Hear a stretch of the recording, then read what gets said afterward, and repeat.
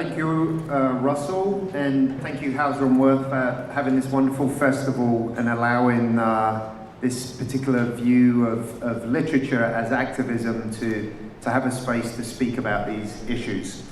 So I'd like to turn and ask a general question, first of all, for the panel, and to talk a little bit about your experience. What came first for you, being an activist and working for a community, or the arts, specifically writing and books? Thank you so much for having us, and thank you for coming in this beautiful Saturday, sunny Los Angeles. I think what came to, if I be able to address it, what came to me was the confusion that the stories that I know to be true, the stories that I know of my own community, was not represented in the Los Angeles literary scene. How I started was that and I didn't expect that to be a norm. I expected it to be that the bookstores that I was going to didn't have the books. That's how I started. And realizing slowly that the mechanism, the industry, the knowledge production industry, especially we are in Los Angeles, this is where information about the world is created and perpetuated all over the world. And so imagine the people who are making the movies live in Los Angeles, most of them, and they don't get to read your story. So they don't include you in that story. So that's where it began. And as a journalist at that time in Los Angeles, my work, had the privilege to work with many of the Los Angeles journalists in my part in PEN USA, and I see some of my friends who worked with us strongly. So we try to be able to tell those stories. So trying to understand that narrative doesn't exist. And it didn't exist because there's a systematic problem. And that systematic problem didn't start yesterday. It has been there for a very long period of time. So those of us who are a part of that community had to break that cycle. So for me, it was a personal quest, but that slowly become from an activism. So what I have done personally is that I changed my activism, I institutionalized my activism. And that institutionalizing of activism created the press, and it created the vision, the goals, and now it's unfortunate to tell you this, but we are the only African publishing house anywhere in European, Asian, or continental American universities. Wow. So.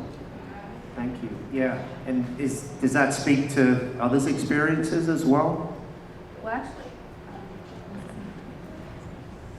does that work? Oh, there you go. Hello.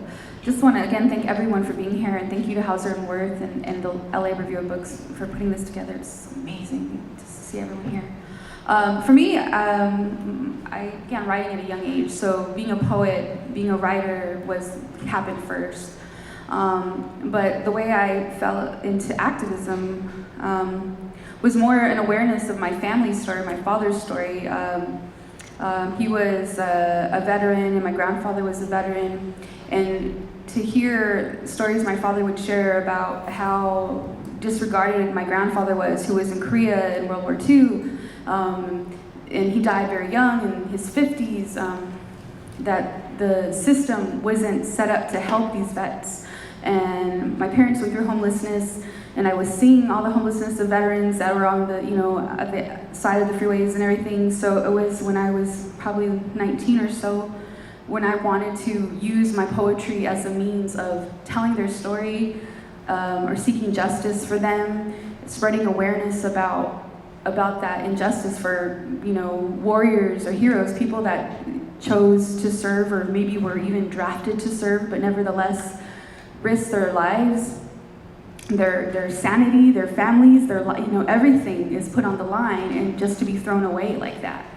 And I was young, I was naive, where I was still believing that, no, this can't be true, this pattern, maybe I'm just seeing it, or embellishing it, that, no, this can't be that our veterans are treated like this. And So I would just write about that and tell that story. But, you know, later, as I got more involved, and I joined different poetry communities like the Revolutionary Poets Brigade in Los Angeles, and I became part of 100,000 Poets for Change, which is a global movement since 2011.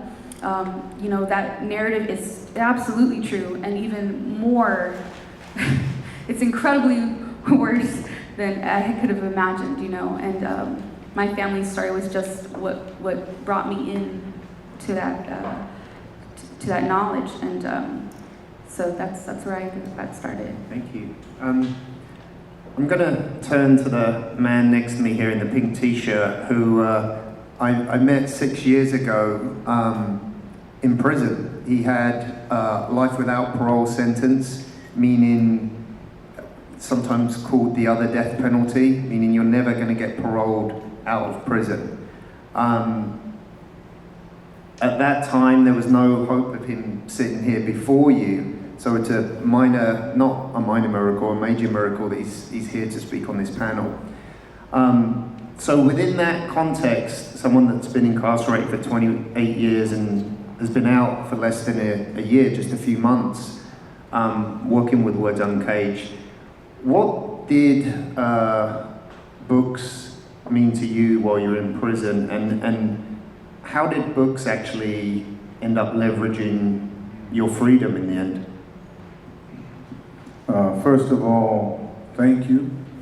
This is the first time I drunk water out of a bottle. I had to ask Bidhan, I said, what is this? He said, it's water. I said, oh, okay. Certain things that you might find so simple is kind of like difficult for us. We've been taken out of society for decades and placed in places that have proved to be quite inhumane. Once you're sentenced to die at an adolescence, and then you're made into a number, mine was H76464, and then you're made into a barcode. And so the one thing that I did hold on to was the pen. My father, in 1977, I was 7, him and my mother got divorced. Me and my father moved to the Crenshaw district, Lamert Park, the place where our brother Nipsey was murdered. That's where I grew up at half of my life. And my father was like real grassroots, you know, come up out of, you know, Jim Crow, Ohio, his family, or my grandfather's coming out of post-slavery Mississippi and Alabama, taking on human rights, civil rights, the Black Revolution in the 60s, and he ejaculated me out into the struggle, raised me up to God, and said that I was going to be some form of liberator of humanity, which is a great load to put upon a child in 1970. So it's one thing that we used to do is we used to go out into our communities, and whatever I felt and seen, he would have me write it down when I came back in. So this is a 7-year-old young person learning the power of penmanship, learning the power of controlling our narrative, learning the power of flipping narratives if we see that it's not truthful or being misrepresented. So in 1991, when a certain narrative called the super predator narrative was labeled and branded upon me, they said I was incorrigible and sentenced me to death as they said, a young adult. And they said it was an atavistic gene, which means I didn't even know what atavism was. It says it was a criminal gene that made me and those like me prone to violence, so only death and long incarceration was the remedy. And what I noticed, it was two things in prison, to get straight to Bidhan's question. Most of the men that I met, and I've met thousands, for one, they didn't have a father who loved them. They didn't have a father who loved them and told them and hugged them, and that's what I did have. I had a father who would kiss me on each cheek and the forehead in our absence, and he would invest in me, and he would tell me that I was great and I was wonderful and I would be something. So I took that behind the walls. And another thing was penmanship. Most men that I met had a 2nd, 3rd, 4th grade education. So they didn't take much, weight in writing. So about time, 20 years later, meeting Bidhan, and being introduced to the grad students, that became our medium. He heard my story. He heard the many days of feeding the homeless. My last circles with veterans. I'm talking about veterans going back to Vietnam, still sitting in prison, coming straight out of the war scene into a society that I welcomed them, and now they've been in prison since I was a child, literally, languishing, women, many. So Bidhan and many others said, you have a voice, you have a light, we have to create a platform for that to take place, and this is where Words Uncaged was created. My means of escape was writing. My means of escape was writing, to the point that our book was placed in the hands of Oprah Winfrey and the likes. It was placed in the hands of the our honorable governor, who commuted my sentence from a death sentence based on us writing our narrative, writing the true narrative. So to answer the question, writing was everything. Writing was my means of escape. So if you see me out there at that table, tears in my eyes behind these books, there was no other medium for us to express ourselves. You know, we were strategically disconnected from you. And through our words, that's why the company is called, the organization, Words Uncaged. Through our words, this is how we connect. And so, yes, sir, writing was everything. Thank you, Tobias.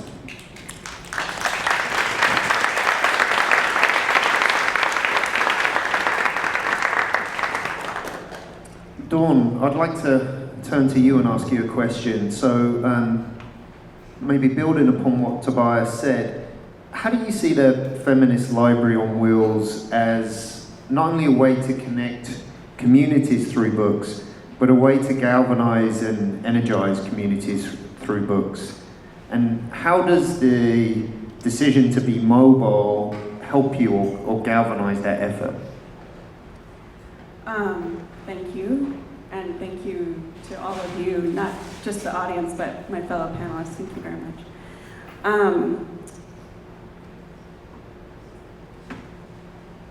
What I see mostly with Flow, you know, the immediate thing that we see is individual galvanization. We see people walk into the library. We're based at the Women's Center for Creative Work in Elysian Park, or they walk up to us at an event and they see the books that we have with us. And there's this moment very often of recognition where people look at the books and start to see what they all have in common, which is that they're either written by women or they have a very direct feminist message.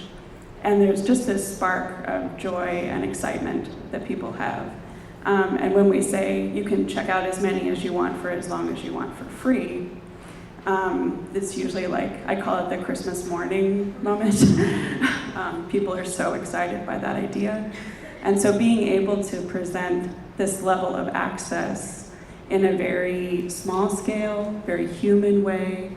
Our original vehicle was a custom tricycle that had a bookcase on the back that was sort of, it had been salvaged from a thrift store, and it was like what you would find in someone's house.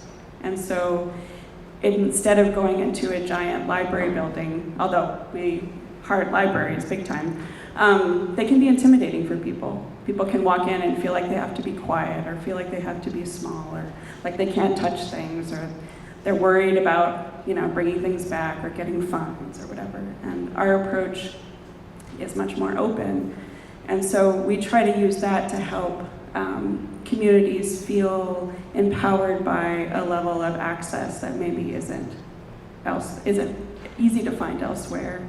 We also try, you know, I'm very aware of being a cis white woman. We try not to be a white feminist library, because I think, you know, especially at the beginning, a lot of people we got a lot of white feminist books, frankly, and that was frustrating. And over time, we've built up a very intersectional collection that isn't so dominated by white feminists. And I think that's an important thing for people too, to be able to see lots of different voices represented, lots of different voices centered. When we went to the Black Girl Book Fair a few years ago, there was a woman who came up and said, "Oh my gosh, everything I want is right here in front.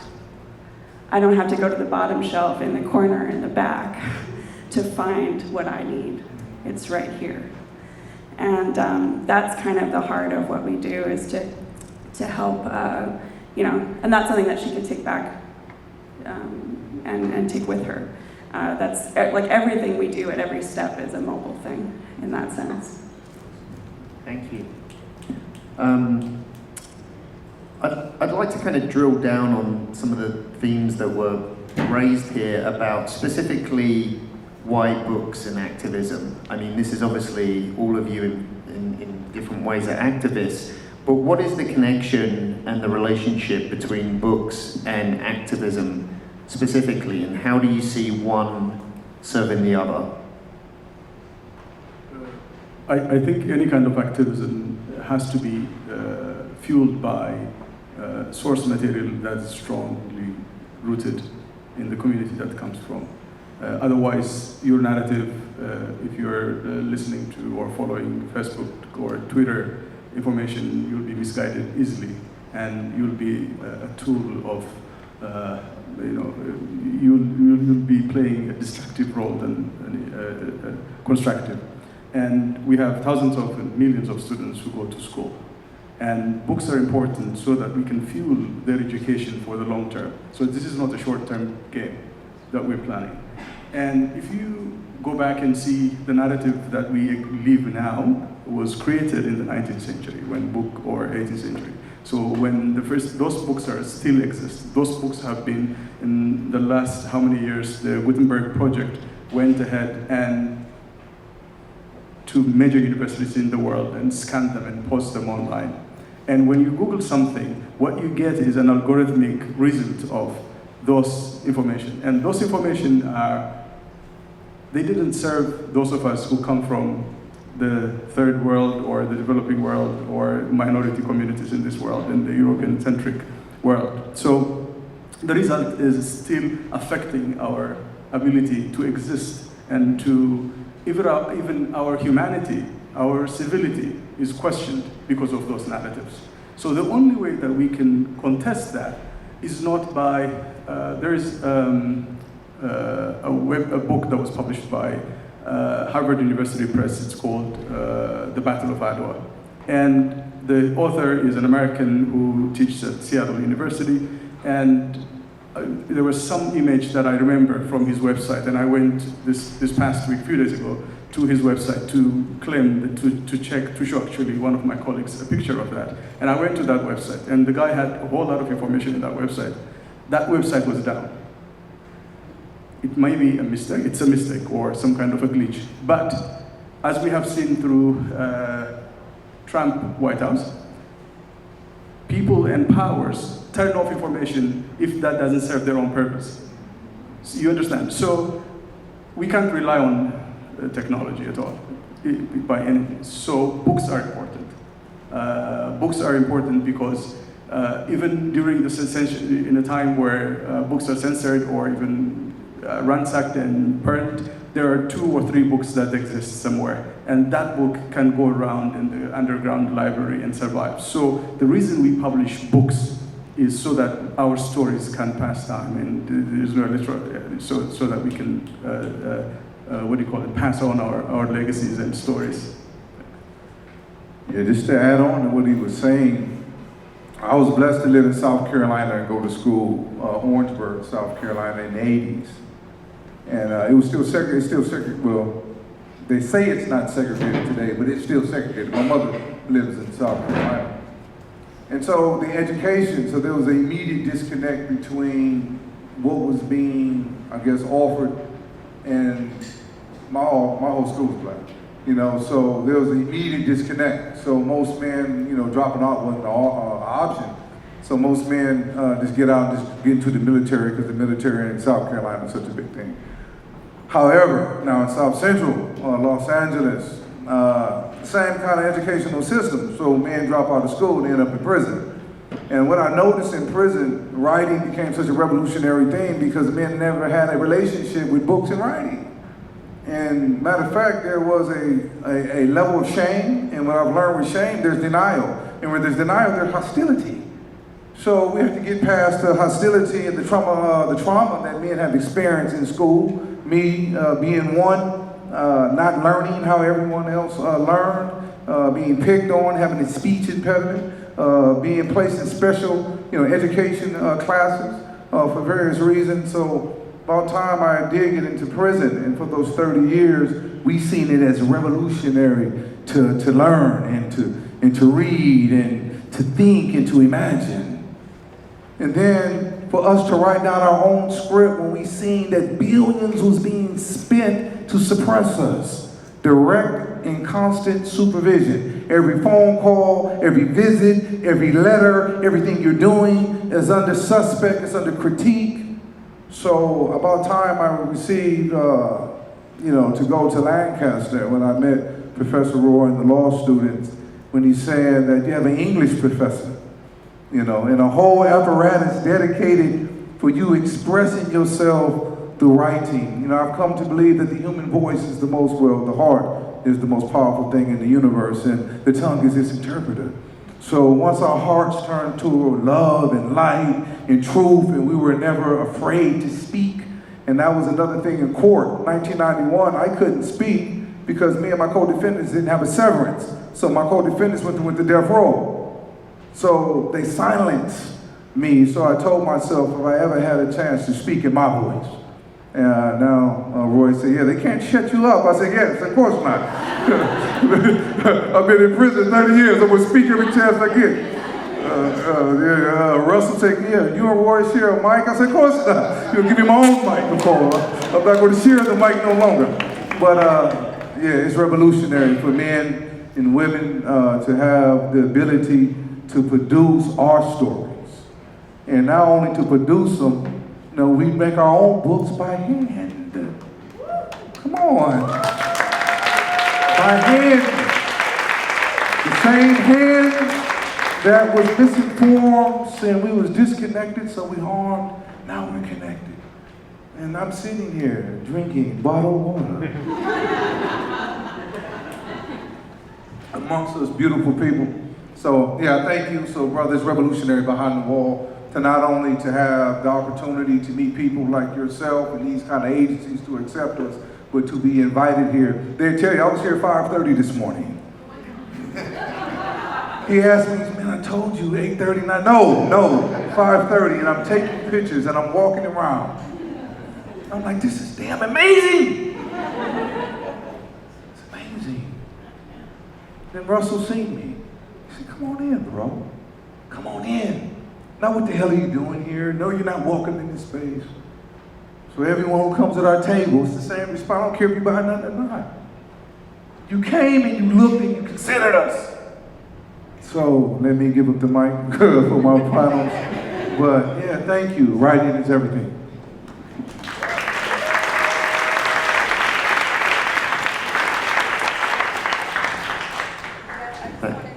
Jessica, I'm going to turn to you, but feel free to.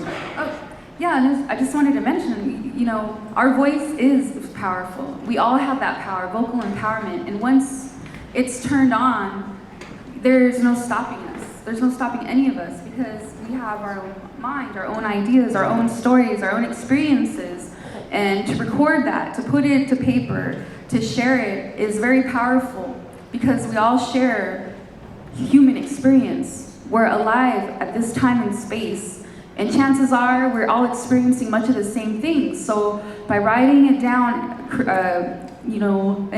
in a book, capturing it, or if you're an artist, if you use your art as a means of expression, you're allowing others to connect with you. It's a way in, and it's a way in, but it's also, you never know how people will connect with you, You don't know if it's because of the message you wrote, or the color you chose, or the place you spoke of, and that unites us, and that brings us together, and it's so powerful. It's powerful and it's healing.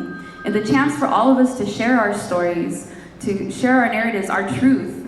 Like I like to say that poets are truth tellers.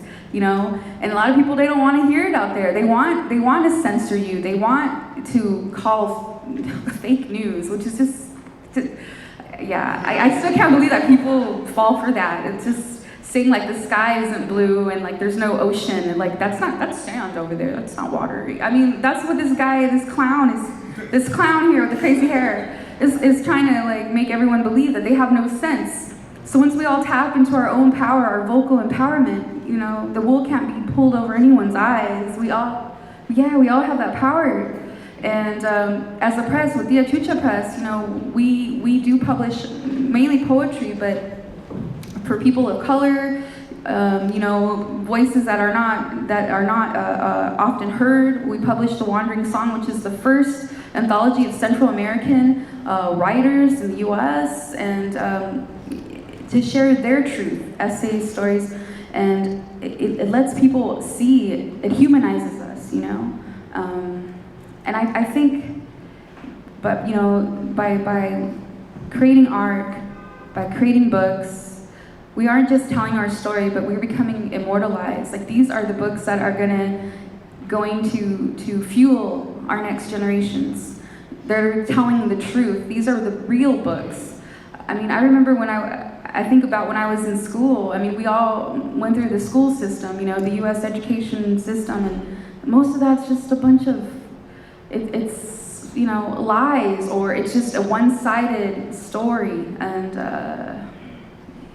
I mean, once you understand that, you know, especially you've been lied to since you were a child, it's painful. It's really painful to acknowledge that and to get over that, but then also to realize, well, dang, then we need to start recording our truth. We need to start sharing it and mass producing it on paper. I mean, it's really easy, like I said, to make your own books. Like I make chapbooks too for my own poetry, and the idea is just to spread the word, to share it, and all of us have that ability.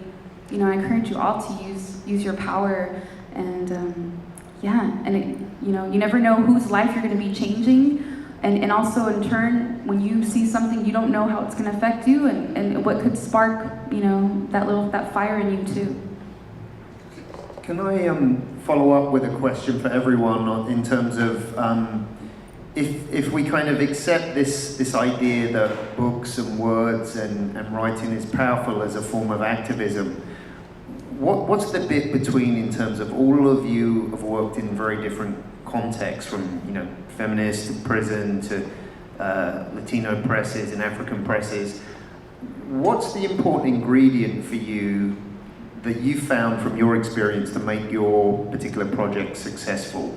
What kind of approach have you taken to take these rather abstract ideas and actually make something tangible and successful in the world? For me, success is not financial gain.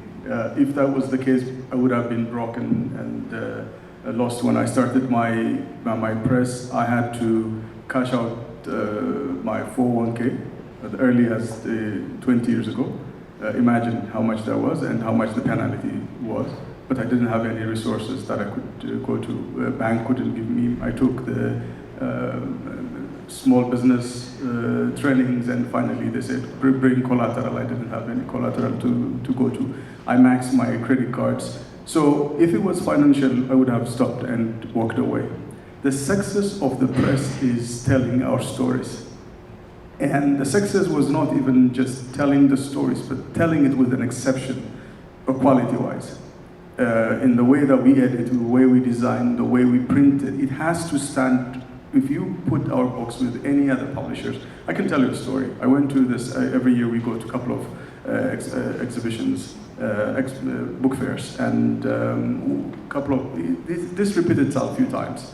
It's not a one-time incident that happened. So this guy came and looked at the books, and I heard that you are an African publisher. And I said, yes. Where are your books? And I said, you have it in your hand. He said, I'm not talking about this. I said, your book. And I said, that's my book. And so the perception that we have created for the continent, or people who are not us, is so damaging. The success that we see is people considering that different. If you open the book, our story is not different. Our story that we're telling, the stories that we normally live with in the continent. I have been in exile for 24 years. I went back to my home country last year. But before that, I lived here for 24 years in Los Angeles. And I thought that I would never go home. To a point where it became, some of the places I remember in Ethiopia was like some kind of a dream, some things that I created, something if I go to, in some places I see beautiful mountains and I feel that, oh, this looks like my home. But is it the construction of my own identity or is it really true? Imagine, this is in my lifetime that happened to me.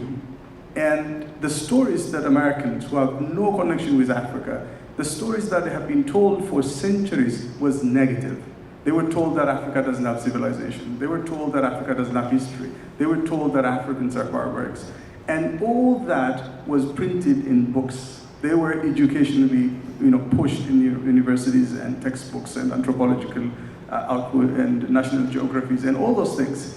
How can we expect that to change if I don't personally make sure that I publish books to show you that the stories you have heard is wrong, but these are the true stories. And so that my success is seeing my books in somebody's library. My success is seeing that the books that we publish, the stories that we document, the journals, the academic discourses that we publish are being quoted by another scholar. So books create books. And those books create films and documentaries and comic books and whatever you call it. Everything starts from that book. So the success of our press and our work is the reputation of those stories. So we make sure that what we do will stand the test of time.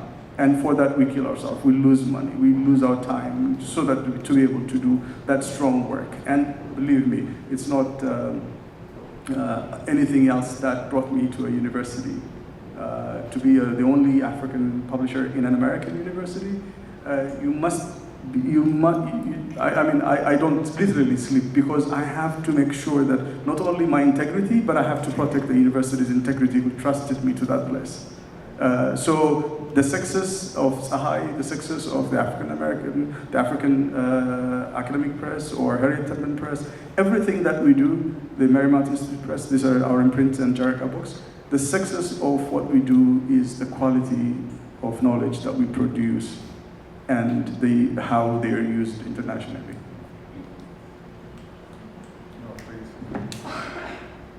I can speak to this question a little bit because feminism is kind of classically something people have a hard time with. Even people who feel like they don't have a hard time with it sometimes have a hard time with it. Because it's always changing and, people have so many different kinds of investments in it and it comes from so many different kinds of experiences and kinds of places. And all of the books in our library are donated. So that means that there's a crowdsourced definition of what feminism is. All the people who donate books to us decide that.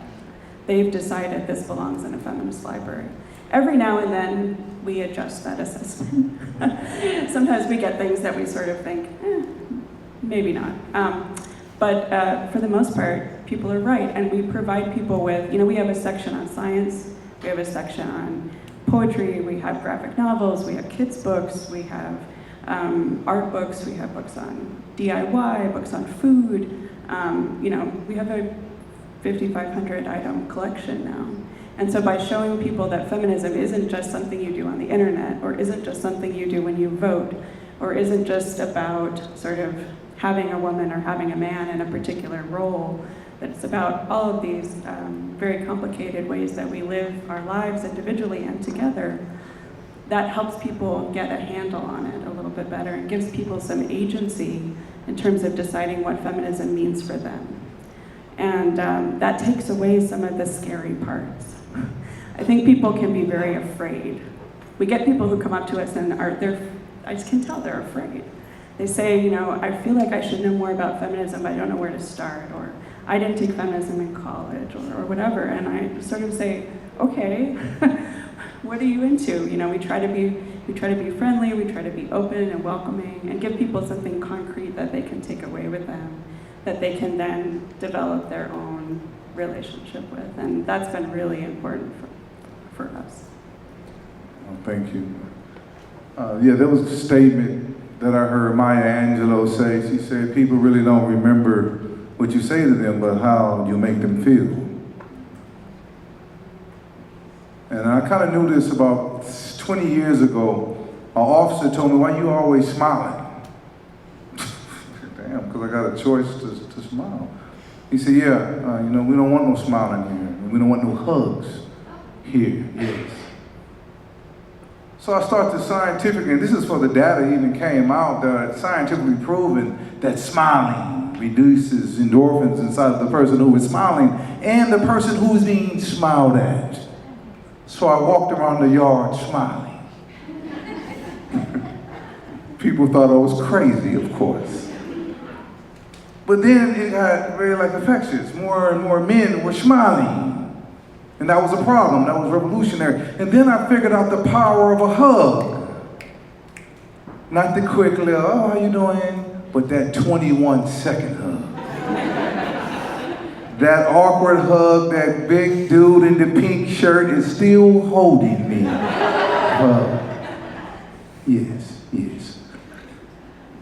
So, that's the basis of my activism.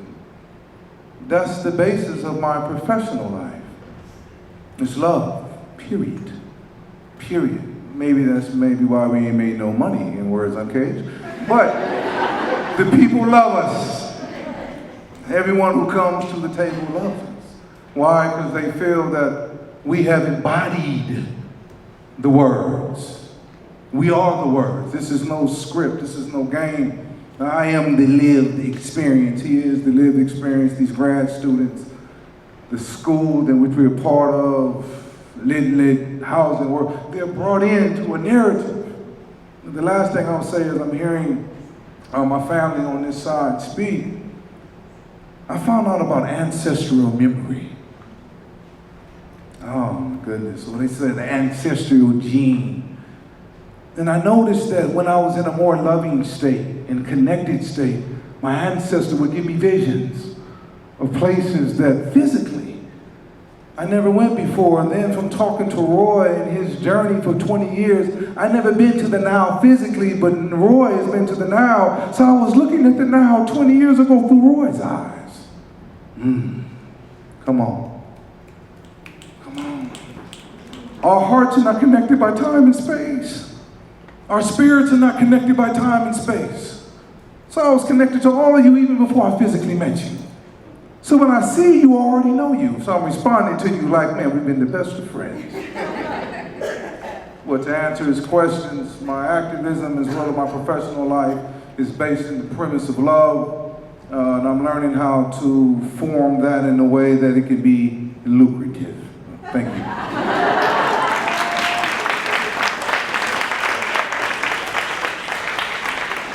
Russell, how are we doing for time? I know there's a lot of questions from the audience. Okay. Yeah, is it Mr. Tubbs? Yes, sir. He gave the key in one sentence when he said to go for the emotions. Because if you want to be an activist, be that second. Storyteller first, preacher second. Because if you can tell a good story, people are going to hear it. But if people think you're preaching, a number of them are going to be turned off. So learn how to tell a story and let your activism flow out of the theme of that story. Yes, sir. Thank you. I guess that wasn't a question, but too bad. Young man back here.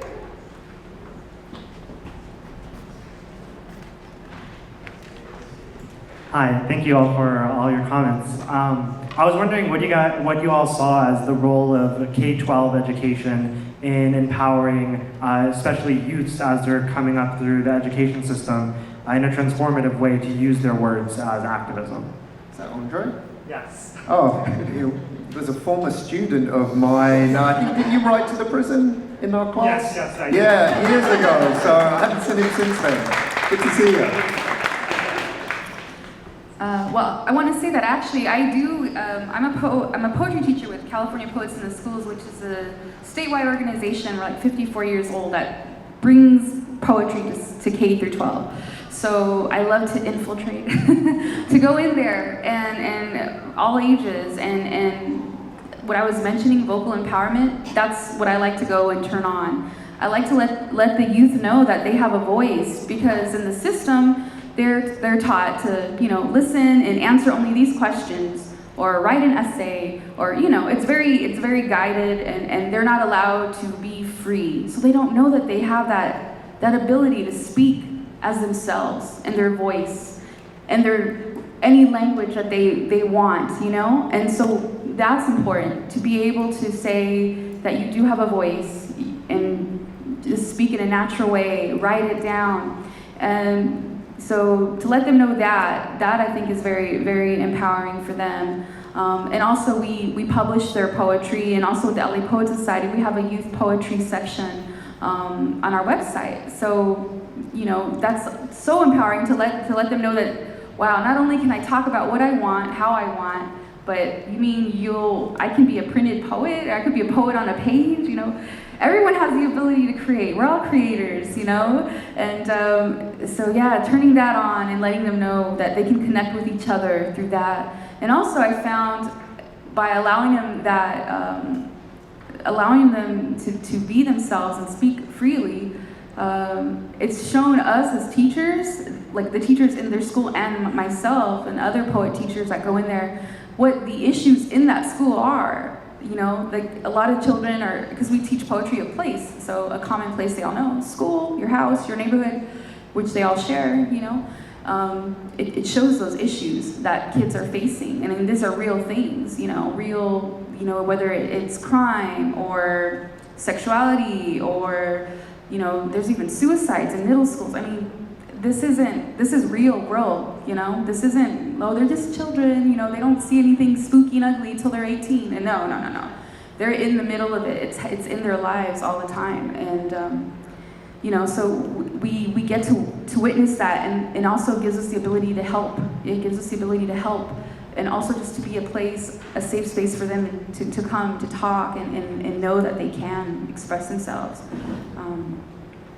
So, yeah. Yeah, bro. I can add this to what you're saying, K through 12.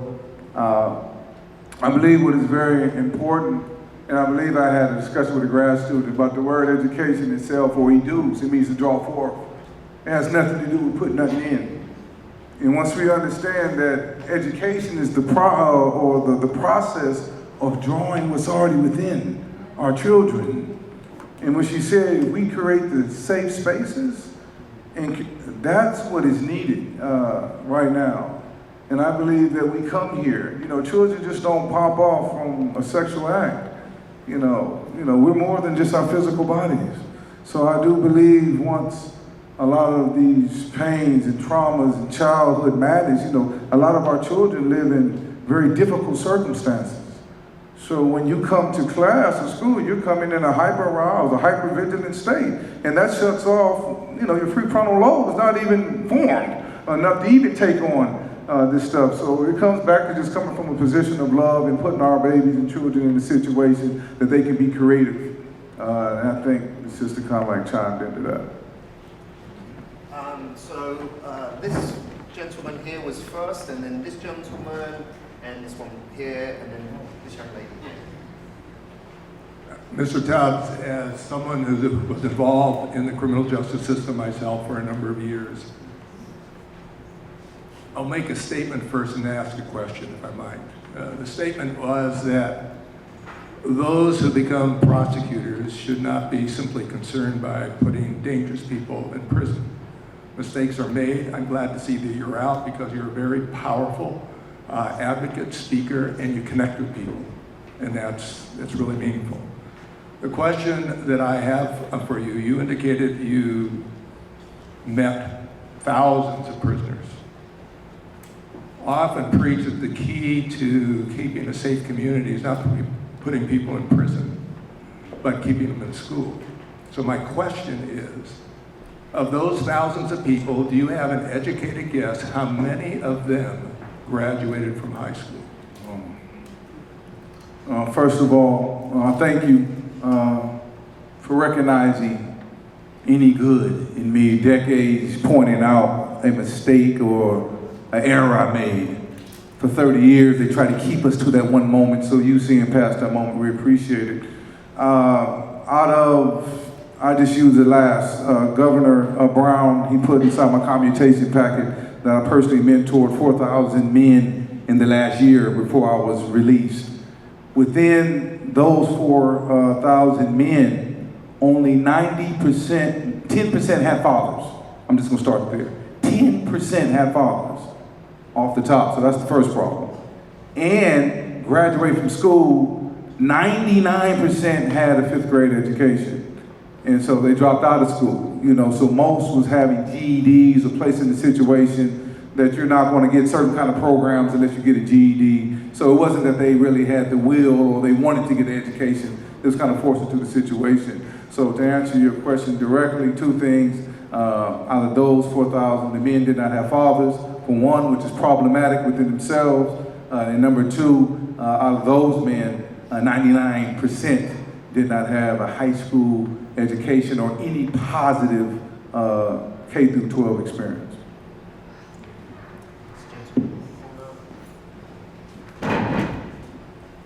I'd just like to thank you all for a fantastic panel, so engaging and heartfelt, and I see a lot of these things, and this has really been a special experience. As a writer of fiction, I get to write my story or stories in the most perhaps woke way. I don't get to write your stories, but when we combine words and activism, I'm wondering if each of you or any of you could just give the audience or us a sense of what you would like to see us as individuals do in our desire to be active in communities when we come from a different experience. Can I respond to that one actually? So I think one of the things that we've tried to do with Words Uncaged, and I think this is true from the other panelists from hearing and researching their work, is that I think it's really important to empower many people to be able to develop their own voices. I think especially in the non-profit kind of world, there's a kind of idea of a savior mentality and a speaking for, and I think there's something fundamentally undemocratic about that. So I think if we could really do something in terms of the activism, it's move away from experts or people with a particularly developed talent being the spokesperson or the representative, and towards a more kind of horizontal approach where we empower others. So I think getting involved in things where you can help bring your skills to develop others' voices that would maybe not have the confidence, not have that, because once you spend time with people can develop their own voices beautifully, and that's what we need, a more of a kind of choral sound rather than just some, soloist representing everyone else.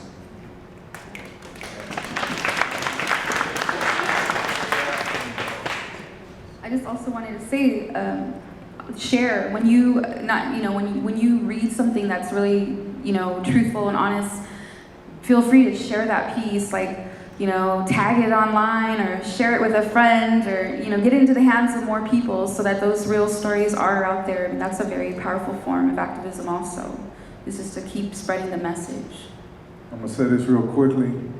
Since homelessness, we was blessed to get an office a couple blocks from here. On one side of the office is billionaires rising big buildings. On the other side, they're pushing this homeless people just more wherever way that is. So this is something I'm doing. I'm seeking to find homeless people who can speak for themselves. Lived experience, bro. If you want to know what's going on with incarcerated people, find organizations that are dealing with incarcerated people so we can speak from our own lived experience. No problem will never be handled outside of it. You have to go in.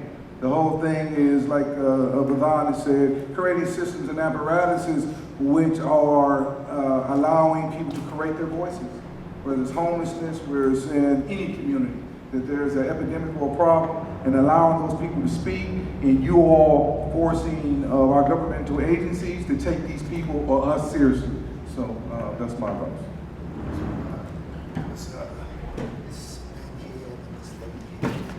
Oh wow. Who's first? Thank you.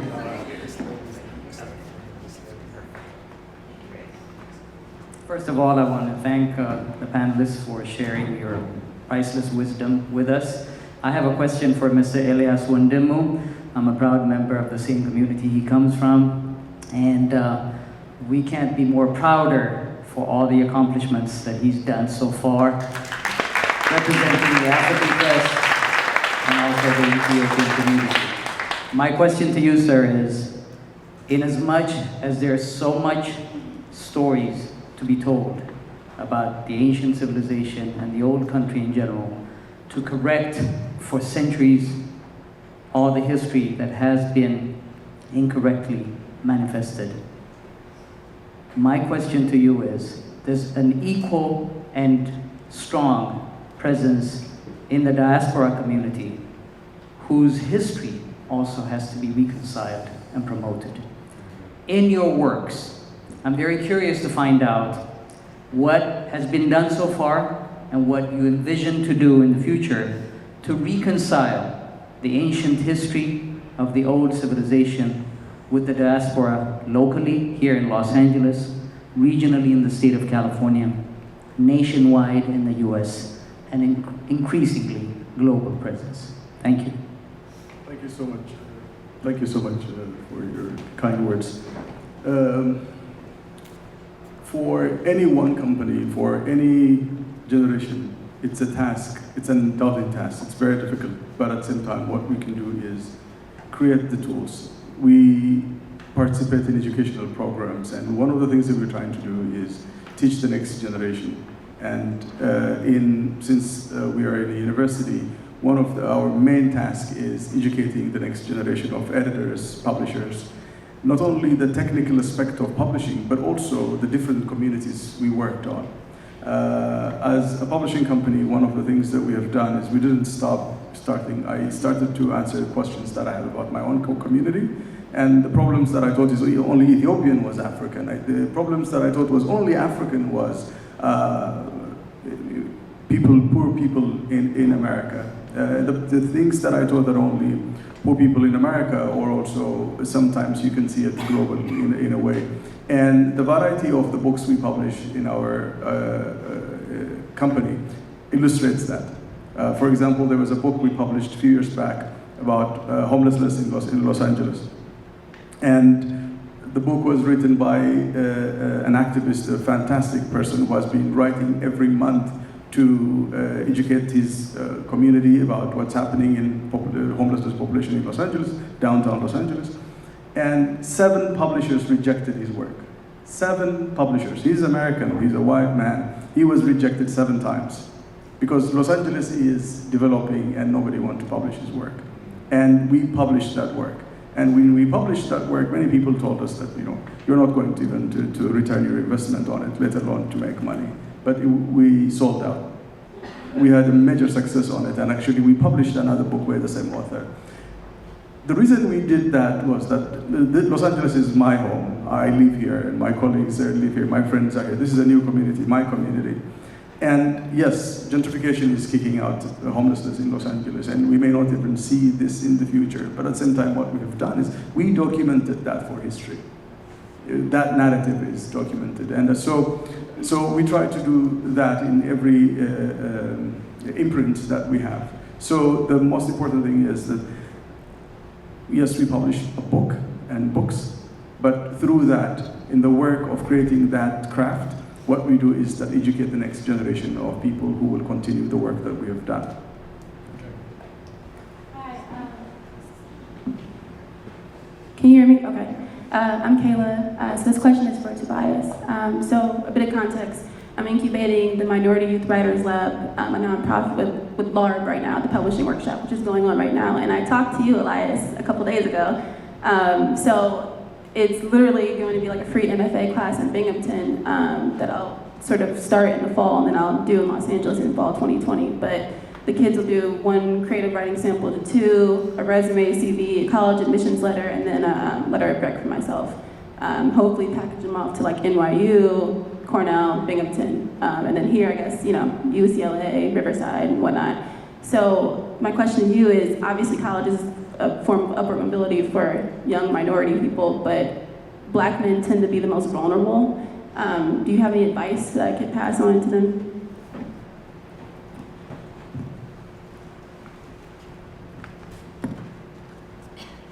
Yes.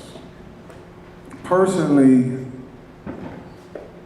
this is just my experience. I'm gonna speak solely from my experience. When Bidhan offered me a chance to go to college at 46, I looked at it and said, okay, how much time would I spend in prison, then how much time I actually believe I'm gonna be on the street going to college. Personally for me, I told him, hell no. I said, I've been in college 30 years, it's called prison. I plan on doing other things in my life. But the BA program, the AA program, I personally was behind 1, 2, 3, 4, 5, 6, 7, 8, 9 young men on my yard, and I beckoned them, I pressed them, forced them to go to school. You know, so even for myself, I know the importance, although there's other things I wanted to do in my life. But to show you how miraculous it is, the same kind of skills and talents in which we need or we're seeking to produce in people from college, life gave them to me. And this man entrusted me over his class. I was out for less than 30 days. I'm sitting at Cal State University, connecting with students that wasn't even born when I came to school, or when I came to prison school. So what I'm telling you is, yes, we fight, we seek to make, the pathway for our youth to get to school, but we encourage the artistic brothers and sisters who might not take that route. And you can use me as an example. If I don't tell people that I'm previously incarcerated, they think I'm him, I'm professor. You know, I said, no, the professor's the prisoner and the prisoner's the professor. I tell you that all the time, right? So it's just really, once again, loving on people, caring on people, putting them in the best situation to make their best self come forth. And now I have a team of grad students that are here. They're like, yeah, Tobias, what we learned in school, we'll give you that. Because what you have, we just can't learn.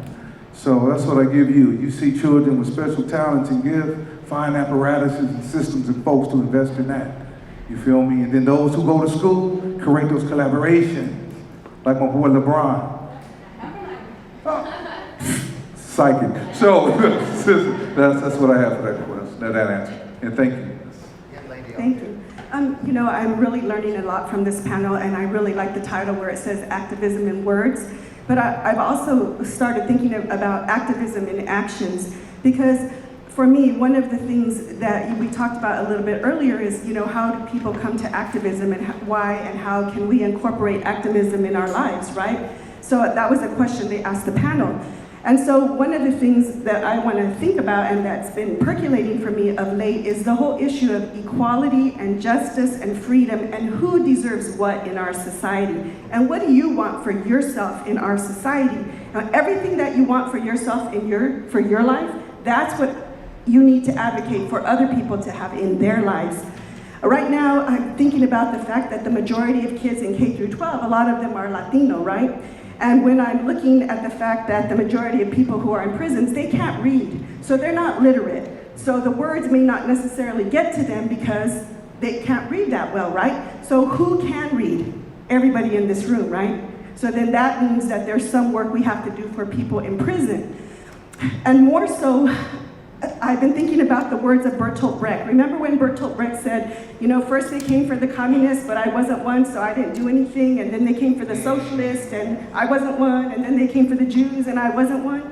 So right now we've talked about, women, 52% of the world's population. It's not okay when men oppress women. It's not okay when white people oppress people of color, right?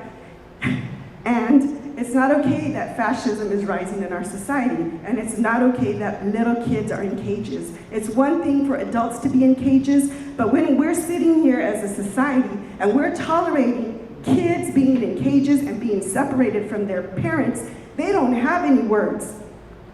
Who has the words? Who has the words, and whose responsibility is it to fucking say something? Just saying.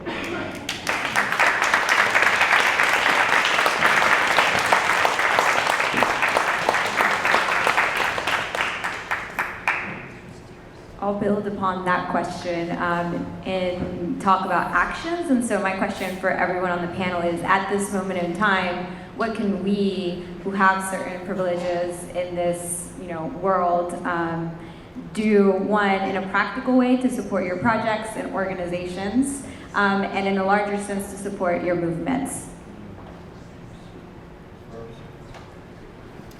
Well, so what you were saying, and then mixed with that, because the children in cages is something that is very, very personal to me, and I mean, all of us, the fact that this is happening in the country that says, hey, justice and freedom for all, and we're the, how is that being tolerated, and why are they still there, and why do we wait for a process to dictate good things to happen, That's when people need to unite and say, this is wrong, and to physically take action.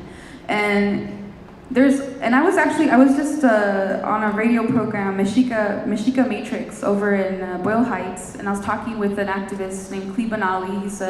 He's Dene, he's from Navajo Nation, and he's very, very present in a lot of movement right now. And I was telling him, because I want to do something more than just talk about it, I want to do something more. I want to open the gates and let those kids out, what can I do? What can I physically do? And the thing with my story is that my husband is at risk because he is undocumented. So, I can't be, for him, he says, I can't be that present at the gate. So I was asking Clee, and I was like, what can I do? So for all of us, you don't necessarily have to be the one charging the fence. But there's so many components to what makes these places, the detention centers, work. The electricity, the social media, the partners that are involved, the people that work with them. There's all types of ways for us to take a component of that animal, of that oppressive animal and break it apart. Think of your car. If a little screw comes off your tire, your car, the whole car can't work, right? You gotta think that way. You can't, I know not all of us want to be like, I'm gonna go storm the Bastille, right? But there are other ways that we can take action. And yes, speaking truth and publishing words of people that are in this situation, that maybe their families were deported, or their nephews were taken and put in a cage, and there's nothing that they can do about it because they're not the direct relative or something like that, that injustice. We can document their stories, we can interview them, we can put them on video or on social live feed or whatever we can do, right? So those actions definitely are welcome and needed, but it does take all of us. And what I like to tell everyone is that, people are good. The world is filled with more good people than anything else. And there are so many more of us, and there are those that are trying to oppress us. So don't be afraid, and don't be scared to speak for others. Speak your truth and speak, but if you want to help others get their story out because they're being oppressed, be an ally, be an accomplice, be there for them, because we can all take that action. I was just reading an article. There's a man, I think he's a 7-year-old man, I forgot where he's from, but in the US, and he can barely walk, but he walks every day with a picket sign that says he walks for the immigrants until all of us have that equality. Because this nation was found with immigrants. It was taken, it was taken away, right, by the original occupants of the land, but nevertheless, most people immigrated here, we all can fight the white nationalism, and we do anything you can to be the advocate for children. The children do not, there should be no reason that children are still in those cages. The other thing I will say in response to the both parts of those questions is I don't think we should see words as secondary or reflective or somehow not important. Because, to use your example from earlier, Donald Trump has been very effective about creating stories for others, whether it's giving nicknames to people he doesn't like or saying this group of people are criminals and blah, blah, blah. This is a way of creating a narrative that then leads to action. And so I think when you look at marginalized groups, be it children being detained on the border or people incarcerated, one of the things that often happens is if you wanted to just go and teach a class in a prison or in one of those detention centers, you wouldn't be allowed in. There's it's a very deliberate way of cutting off the voices of those that are marginalized. And so I'm not sure I can necessarily give a cookie cutter answer, but I think in general, be persistent with finding ways to help those voices get out and to share those voices is very impactful. And I don't see it as like not action. I mean, when words can be used in such a way that they are action in themselves, and I'm not suggesting action is not needed as well, but it can be a binary that kind of makes us think that the language side of it is not important, but it is extremely important, I think. I'm gonna give my answer in less than 2 minutes. 3 things. Directly, voila. 100% of the monies that we goes back into my program. And I claim this program as my own because previously incarcerated people's voices are built upon, acted out upon, and given leverage by you supporting our program. It's not for a payroll or a check for Dr. Roy, the grad students, and no one else. And not too many organizations that deal with diversion, re-entry, pre-entry can say that. So that's the first thing you do. We have a table. Number 2, if you would like to go inside or behind the walls and meet men as myself or women as myself, come to our table, sign your email. Dr. Roy and our crew will help you do so. We've been put into very favorable situations with various institutions. And number 3, just be bold enough to love. I'm telling you, just be bold enough to love. Love and hugs and smiles got me out of prison. Literally. 1, come to the table. 2, come to the table and sign up. 3, love.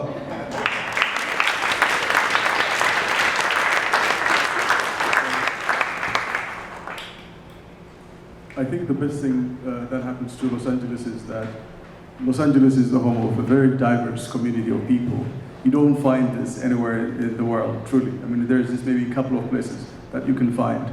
I have been privileged enough to be a part of organizations and institutions that really embraced my diversity and my stories and helped to hand out to the world. And some of my friends are here who work for PEN and who fought day in and day out for the freedom of expression around the world.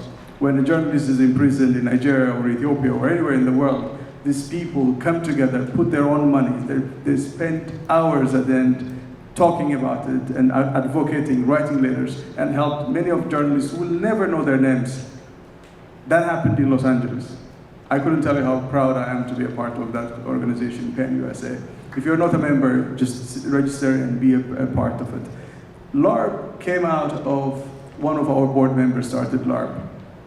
And when he started, one of the things, his mission was that Los Angeles Times was going down and there was we're losing any kind of review publications. Now LARP has become a very important Los Angeles institution. And they even started the publishing program at USC, which I have been proud to teach every year for the last 3 years. And that's what I was telling you earlier, that we have to reach out to the next generation. And so in Los Angeles, we have so many things, including this. And you spend that's what I started my speech earlier, that you came here for a reason. You matter. You think that this is important for you to be in here. So that's number 1. Showing up is the most important thing, and supporting institutions. The second thing is that find in your busy schedule just an hour a week or a day if you can, and pick one of the organizations here or somewhere else and spend your talents, your money, actually more than your money, that hour, that if you can volunteer, or if that hour, if you change it into money and help teach a class or edit a book or a manuscript or correct the website somehow, whatever you can do, engage. In that way, we will win, believe me. But our silence will empower those who are like the guy in office, and that will destroy us. And so our humanity can only survive if those of us who know better come together and work. Thank you.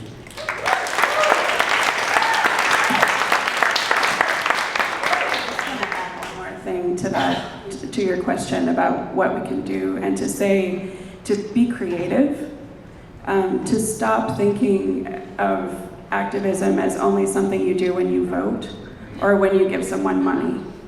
You know, and to echo what other people are saying about putting yourself on the line, and just getting outside this mindset that that political activism is in a very small range of our activities. So many of the things that we do with our time every single day are political. How we got here today is a political thing. You know, I know there are people who came here in cars that cost more than I make in a year, right? That's a political thing. You know, to really force ourselves to get outside this frame of it's just about Donald Trump. We know that Donald Trump is the result of generations of horribly oppressive, bigoted, xenophobic behavior, right? That's been institutionalized in our education system, our prison system, our economy, our political system, right? So we have to get more brave and more courageous about naming all of those things wherever we see them all the time, and doing whatever it is that we can do to push back. And then the last thing I would say, again, just to echo other panelists, is if you are not a marginalized person, to listen to what marginalized people are saying about what they want, about making the world a better place. And to then support that, rather than just, putting on your savior cape and flying in and, doing what you think is important. We have to start thinking differently about what our priorities are and what our options are for creating change, I thought I was anti-racist until I realized that I didn't understand abolitionism. And then it was like, oh, shit, whoops. I missed something really important. And so we just have to really expand our understanding of not only what action is, but what oppression is and how it works, and because we're not going to build a more liberated world unless we can do those things. I think that's a wonderful note to end on, so I want to thank you all for coming, and I want to thank our wonderful panel for sharing.